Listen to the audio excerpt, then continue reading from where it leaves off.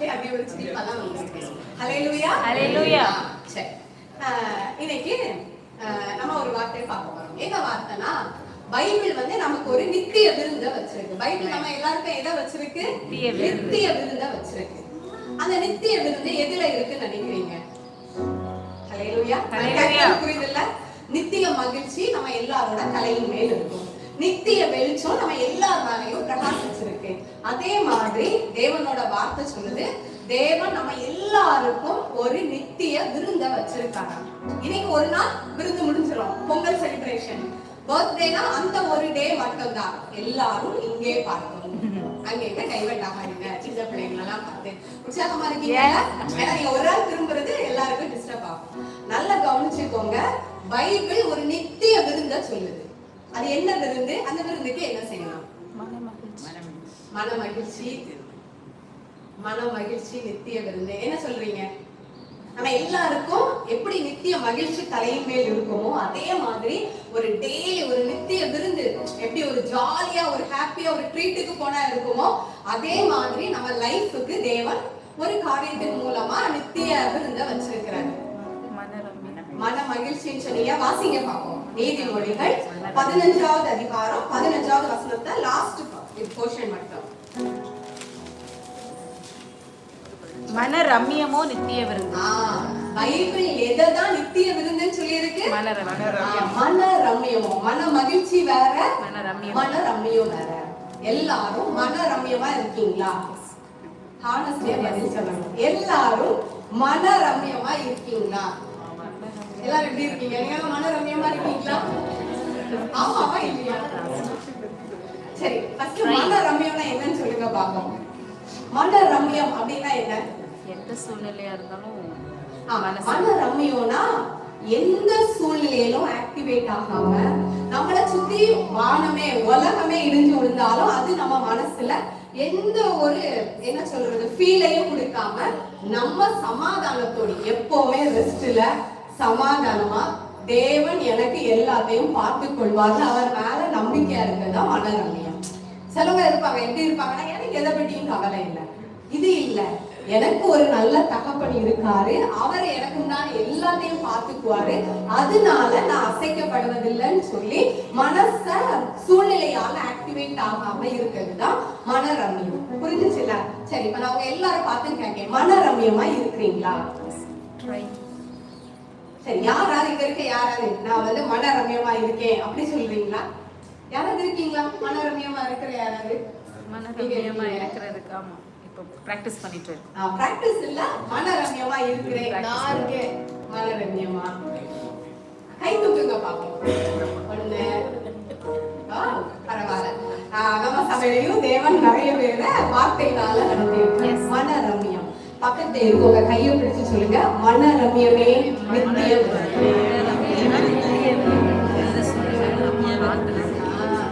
என்னைக்கும் ஜாலியா இருக்குது, என்னைக்கும் சமாதானமா இருக்குது யார் கையில இருக்கு? நல்லா சொல்லுங்க. ஜாலியா இருக்குது, ட்ரீட் எப்பவுமே ட்ரீட் எடுத்து அனுபவிக்கிறது யார் கையில இருக்கு? தேவன் கையில இருக்குன்னு மட்டும் சொன்னீங்கன்னா ஏமாந்து போயிருப்பீங்க. மன ரம்யம் அந்த ட்ரீட்டை அனுபவிக்கிறது நம்ம கையில தான் இருக்கு. தேவன் எல்லாத்தையும் ஆயத்தப்படுத்தி நமக்காக வச்சிருக்காங்க. யாரெல்லாம் தேவன் வச்ச பெஸ்ட எடுத்துக்கொள்றாங்களோ அவங்க எல்லாம் ட்ரீட்ல அனுபவிக்கிறாங்க. ஹல்லேலூயா. எல்லாரும் பார்த்தேன்னு சொல்றேன், மன ரம்யமா இருப்பதற்கு தேவன் உங்களை ஹல்லேலூயா. மன ரம்யமோ நித்திய விருந்து. என்னாச்சு? எல்லாரும் சொல்லுங்க பாப்போம், மன ரம்யமோ. அப்ப இந்த மன ரம்யத்துல ரொம்ப முக்கியமான விஷயம் மனசுதான். நம்ம மனசு ரொம்ப முக்கியம். முக்கியமா இல்லையா? நிறைய நேரம் பிரச்சனை வந்துட்டாலே நம்ம என்ன சொல்லுவோம்? மனசே சரியில்லை, மூட் அவுட்டா இருக்கு, மைண்டே ஒரு மாதிரி சொல்லுவோமா இல்லையா? மனசு சரியில்லை, மனசுக்குள்ள ரொம்ப இதா இருக்கு, மைண்ட் டிஸ்டர்பா இருக்கு, குழம்பே போயிருக்கேன், ஹாப்பியாவே இல்லை, ஏதோ சிந்திச்சுட்டே இருக்கேன், இதெல்லாம் சொல்லுவோமா இல்லையா? எல்லாரும் அப்படி பார்த்தா சொல்லுவோம் தானே. நிறைய நேரம் இதெல்லாம் மனுஷங்க வாயிலிருந்து வரக்கூடிய வார்த்தை. என்னைக்கு இதெல்லாம் நம்ம வாயிலிருந்து வரலையோ அன்னைக்கு என்ன அர்த்தம்னா நீங்களும் நானும் மன ரம்யமா இருக்கோம்னு அர்த்தம். புரியுதுல உங்களுக்கு? அழகா பைபிள்ல போட்டிருக்கு மனரம்யமோ நித்திய விருந்து. இந்த மனரம்யத்துக்கு மனசு ரொம்ப காரணம். அதனாலதான் சாலமோன் சொல்றாரு, பட்டணத்தை பிடிக்கிறவனை பார்க்கிலும் தன் மனதை அடக்குகிறவன் உத்தமம். ஏன் மன ரம்யமா இல்லைன்னா மனசு நிறைய நேரம் அலப்பாஞ்சிட்டே இருக்கு. மனசு நம்ம கண்ட்ரோல்ல நிறைய நேரம் இருக்கிறதே இல்லை. நிறைய நேரம் மனசு நம்ம இங்கதான் உட்கார்ந்து இருப்போம். எத்தனை பேரோட மனசு இங்க இருக்கு? நிறைய நேரம் இங்க இருப்போம். என்ன நினைப்போம்? சாயங்காலம் என்ன பண்ணலாம், நாளைக்கு லீவு, இன்னைக்கு நம்ம சமைச்சது டேஸ்டா இருக்குமா, இன்னைக்கு சீக்கிரம் முடியும் நினைச்சோம், வச்சு செஞ்சுட்டு இருக்காங்க. இப்படி நிறைய நேரம் மனசு வெளியே போயிட்டே இருக்கும். நான் சொன்னேன், யாரோட மனசு சூழ்நிலை கண்ட்ரோல இல்லாம சிச்சுவேஷனால ஆளுகை செய்யப்படாம அவங்க கண்ட்ரோல இருக்கோ அவங்கதான் மனரம்யமா இருக்க முடியும். அல்லேலூயா. நம்ம மனசு நம்ம கண்ட்ரோல்ல இருக்கணும். ஏன்னா நம்ம யார் கண்ட்ரோல்ல இருக்கோம்? பிதா, குமாரன், பரிசுத்த ஆவியானவருடைய அரவணைப்புல இருக்கோம். எல்லாரும் அதை ஃபீல் பண்றீங்களா? நம்ம தனியா இல்ல, நல்ல ஒரு தகப்பன் இருக்காரு. இயேசு கிறிஸ்து நம்மளை அரவணைச்சு வச்சிருக்கிறாரு. ஆவியானவர் நம்ம கூட இருக்காரு. நம்ம அவங்களுக்குள்ள இருக்கிறதுனால நீங்களும் நானும் அவங்களால தாங்கப்பட்டிருக்கோம். சோ நம்ம இருதயம் சூழ்நிலையை பார்த்து ஆக்டிவேட் ஆக வேண்டிய அவசியமே இல்லை. அதனாலதான் அழகா போட்டிருக்கு, பட்டணத்தை பிடிக்கிறவனை பார்க்கிலும். உங்களுக்கு புரியுதில்ல? அவர் ராஜாவா இருந்தனால ராஜாவா மாதிரி சிந்திச்சிருக்காரு. எத்தனை நாட வேணாலும் போய் பிடிச்சிடலாம் நம்மளோட படையை கொண்டு. ஆனா உள்ள இருக்கிற தமாந்துண்டு மனசை நம்மளால என்ன செய்ய முடியல? கண்ட்ரோல் பண்ண முடியல. நிறைய நேரம் சொல்லுவோம், நான் பயப்படக்கூடாதுன்னு தான் நினைச்சேன், ஆனா என்ன செஞ்சுட்டேன்? பயந்துட்டேன். நான் அழக்கூடாதுன்னு தான் நினைச்சேன், ஆனா அழுதுட்டேன். நான் சந்தேகப்படக்கூடாதுன்னு தான் நினைச்சேன், ஆனா சந்தேகப்பட்டுட்டேன். இருக்கா இல்லையா? நம்ம எல்லாம் தீர்மானம் எடுத்திருக்கோம், பயத்துக்கும் எனக்கும் சம்பந்தம் கிடையாது, நான் கவலைப்பட மாட்டேன், நான் கோவப்பட மாட்டேன், எதுவும் என்ன ஆக்டிவிட்டி எடுத்திருக்கீங்களா இல்லையா? ஆமாவா இல்லையா? நிறைய நேரம் இப்படி நல்ல தீர்மானம் எடுத்திருப்போம். ஆனா நிறைய நேரம் என்ன தெரியுமா? எதுக்கு நான் இப்படி கோவப்பட்டேன்னு எனக்கே இதெல்லாம் தாண்டி வந்தாச்சா? எல்லாரும் தாண்டி வந்துட்டீங்கனாலும் லைவ்ல கேட்டுட்டு இருக்கவங்களுக்காக பேசுறேன். நிறைய நேரம் என்ன நினைப்பாங்கன்னா, ஏன் இப்படி கோவப்பட்டேன்னு எனக்கே தெரியல, தெரியாம கோவப்பட்டுட்டேன்.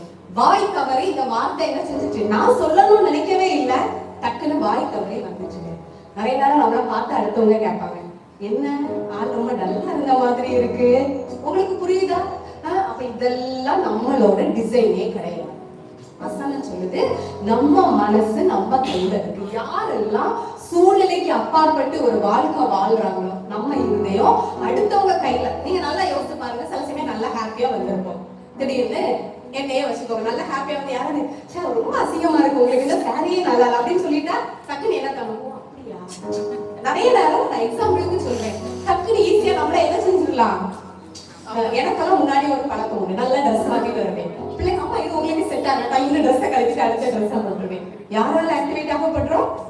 அடுத்தவங்களால. புரியுதா உங்களுக்கு? நிறைய நேரம் இதே மாதிரிதான் நம்ம ரொம்ப சந்தோஷமா இருப்போம். யாராவது சொல்லியிருப்பாங்க, உங்களை பார்த்தா ரொம்ப கவலையா தெரியுது, நம்ம வாயில இருந்து யார் மேலேயும் இப்படிப்பட்ட வார்த்தைகளை பேசுறோம். நிறைய பேர் என்ன சொல்லுவாங்க, உங்களை பார்த்தா இப்ப ரொம்ப டல்லா தெரியுது, உங்களுக்கு என்ன பிரச்சனை? உடனே என்ன நினைச்சிருவாங்க, ஓ ஏதோ பிரச்சனை. கீதாவோட அம்மா என்கிட்ட சொல்லுவாங்க, மக்களே நீ என்ன எப்ப பார்த்தாலும் நான் நல்லா இருக்கேன்னு சொல்றா, யார் என்ன வீட்டுக்கு பார்க்க வந்தாலும் நீங்க நல்லா மெலிஞ்சிட்டீங்களே, நீங்க இப்படி சொல்றாங்க. புரியுதா? ஏன்னா நிறைய நேரம் சும்மா இருக்க சங்க ஊதி எடுத்து விட்டுட்டு போயிடுவாங்க. அதனாலதான் நான் சொன்னேன், எத்தனை பேர் சங்கு ஊதினாலும் நீங்களும் நானும் அதுக்கு நம்ம காதை என்ன செஞ்சு வச்சுக்கணும். அடுத்தவங்களோட வாய் நம்மள ஆக்டிவேட் பண்ற மாதிரி இருக்கக்கூடாது. ரிமோட் இல்ல, நீங்க நல்லா யோசிச்சு பாருங்க, ரிமோட் ஆப்ரேட் பண்ணா டிவி ஆன் ஆயிடுது. இதே மாதிரி அடுத்தவங்க நம்மளை குறித்து சொல்ற வேல்யூ பண்ற எந்த வார்த்தையும் உங்க சமாதானத்தையும் என் சமாதானத்தையும் குறைக்க கூடாது. ஹல்லேலூயா. ஏன்னா நல்லா யோசிச்சுக்கோங்க, அடுத்தவங்களோட வாய் நம்மள கண்ட்ரோல் பண்ற ரிமோட் கிடையாது. ஹல்லேலூயா. எல்லாரும் சந்தோஷமா இருக்கீங்களா? பக்கத்துல இருக்கவங்கள பார்த்து சொல்லுங்க, உங்க இருதயம் உங்க கையில தான் இருக்கு.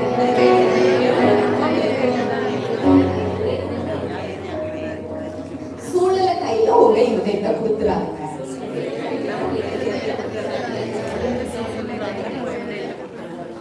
ஹல்லேலூயா.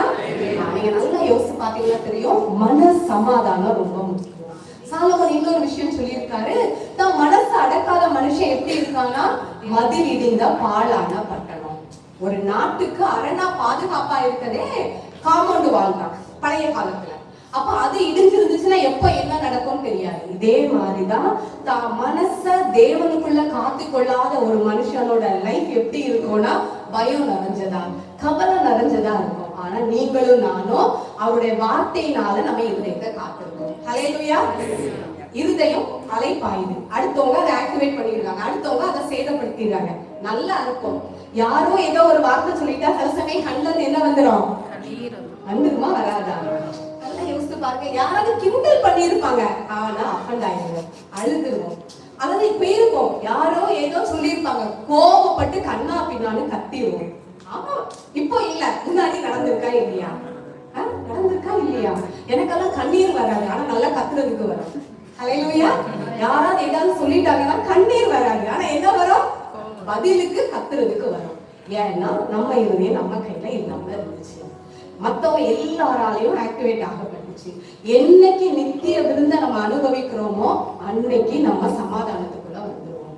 ஏன்னா வசனம் அழகா சொல்லுது. நீங்க நல்லா பாத்தீங்கன்னா தெரியும், தாவீது எல்லாரும் சந்தோஷமா இருக்கீங்களா? எல்லாரும் உற்சாகமா இருக்கீங்களா? முதல்ல பார்த்து அப்படியே ராத்திரிலாம் லட்டு செஞ்சு கொஞ்சம் டயர்ட். எல்லாரும் ஹாப்பியா இருக்கீங்களா?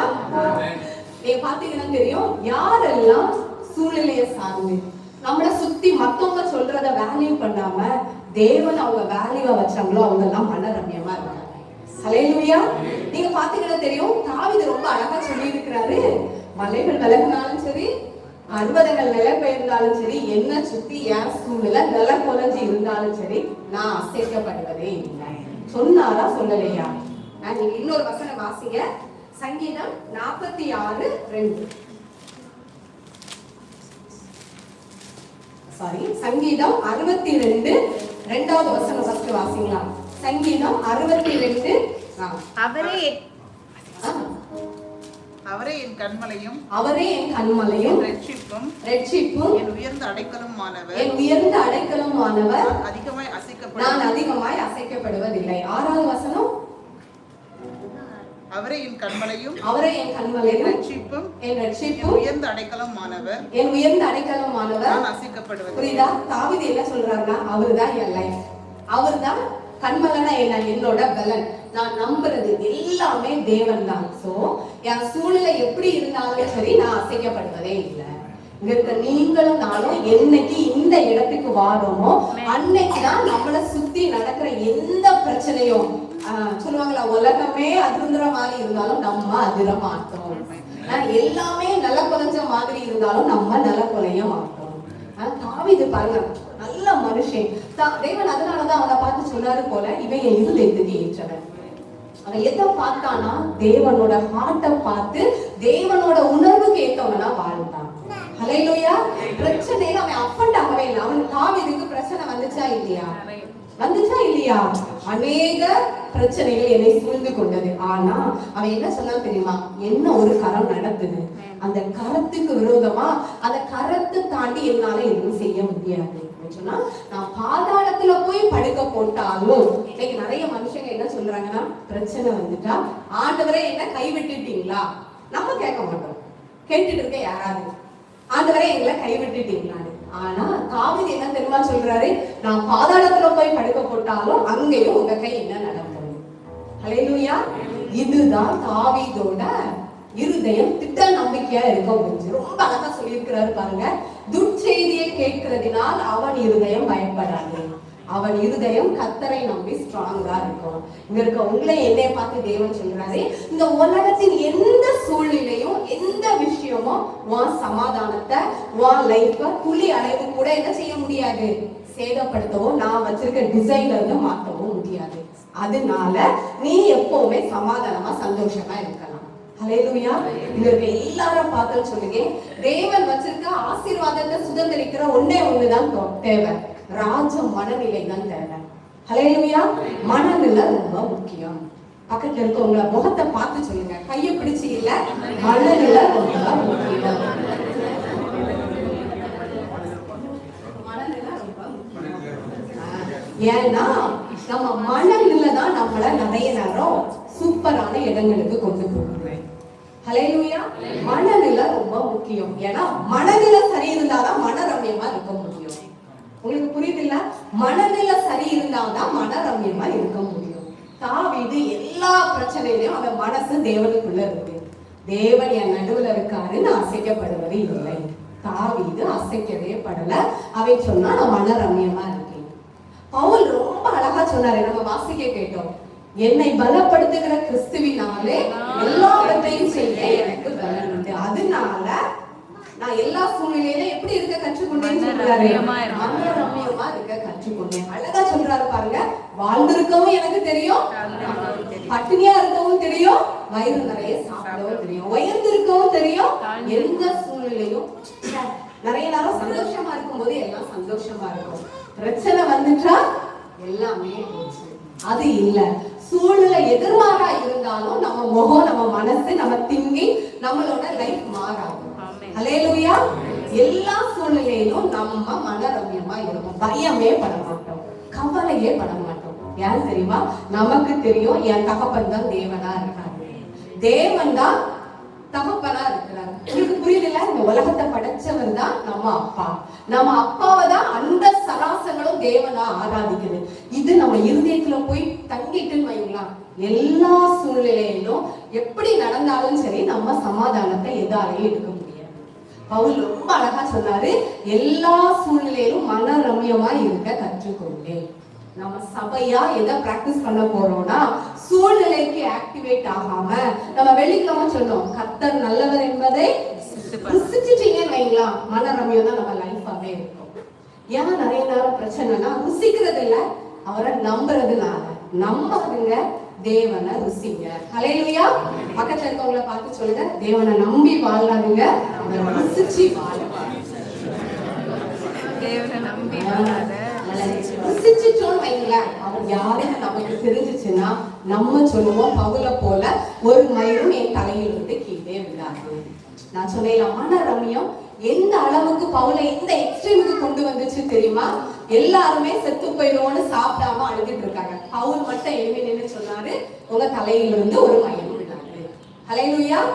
பக்கத்துல இருக்கவங்களை பார்த்து எல்லா சூழ்நிலையிலும் ஹாப்பியா இருக்க, நம்ம தலையில இருந்து ஒரு முடியும் விடாது.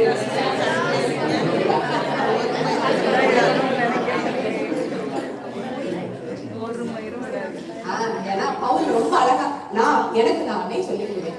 இப்போ அது தேவைப்படல. முன்னாடி நான் நிறைய பிரச்சனையெல்லாம் டக்குன்னு பயப்படுறாள், கவலைப்படுறாள், ரொம்ப திங்க் பண்றாள் முன்னாடி. அப்போ வார்த்தையில அப்படியே பழகிட்டே இருக்கும்போது ஏதாவது ஒரு விஷயத்துக்கு பயமா ரொம்ப கவலையா இருந்தா நான் என்ன பார்த்து சொல்லுவேன், நான் கவலைப்பட மாட்டேன், இந்த சூழ்நிலையில நான் ரொம்ப குழம்பிட்டு இருக்க மாட்டேன், இதை திங்க் பண்ண மாட்டேன். ஏன் தெரியுமா? பவுலோட தேவன் என்னோட தேவனா இருக்காரு. அவரு என்ன பார்த்து சொல்லியிருக்கிறாரு, உன் தலையிலிருந்து ஒரு மயிலும் விடாது.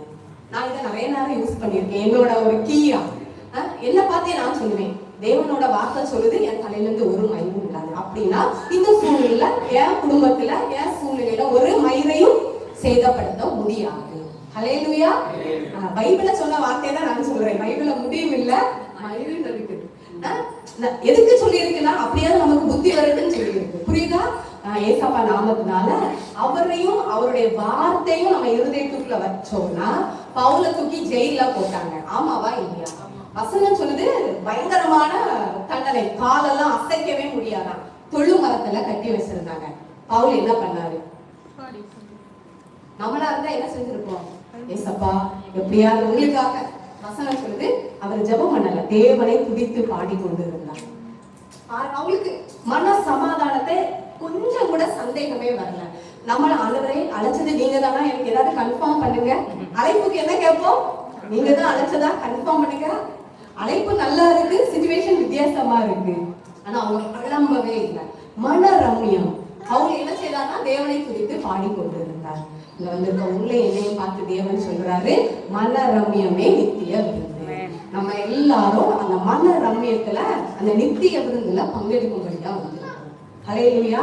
அவங்க எல்லாரும் பார்த்து சொல்றேன், உங்களுடைய சிந்தனைய, உங்க எண்ணங்களை, நீங்க எடுக்கிற டிசிஷனை சூழ்நிலையை சார்ந்தே எடுக்காதீங்க. ஹல்லேலூயா. அடுத்தவங்க என்ன நினைப்பாங்கன்னு சொல்லி நீங்க அடுத்தவங்களுக்கு பதிலா மாறாதீங்க. ஹல்லேலூயா. நிறைய நேரம் ஏன் நம்ம சமாதானம் இல்லாம போயிருந்தோம்னா நமக்காக வாழ்றதை விட்டுட்டு அடுத்தவங்களுக்காக வாழணும். உங்களுக்காக நீங்க ஒரு வாழ்க்கை வாழுங்க. தேவன் வச்ச வார்த்தையில வாழ போறோம். இன்னைக்கு நம்ம அவங்க ஜீவன்ல பங்கெடுக்க போறோம். என்ன கான்சியஸோட பங்கெடுக்க போறோம்னா மன ரம்யமே நித்திய விருது. எந்த சூழ்நிலையும் என்னை சேதப்படுத்த முடியாது, எந்த சூழ்நிலையும் என்னை பயமுறுத்த முடியாது, எந்த சூழ்நிலையும் என் தேவன் என் மேல வச்ச வார்த்தைக்கு விரோதமா என்ன சிந்திக்க வைக்க முடியாது. ஏன்னா எனக்கு தெரியும் என்னை பலப்படுத்துகிற கிறிஸ்துவினாலே எல்லாவற்றையும் செய்ய எனக்கு பலன் உண்டு. ஹல்லேலூயா.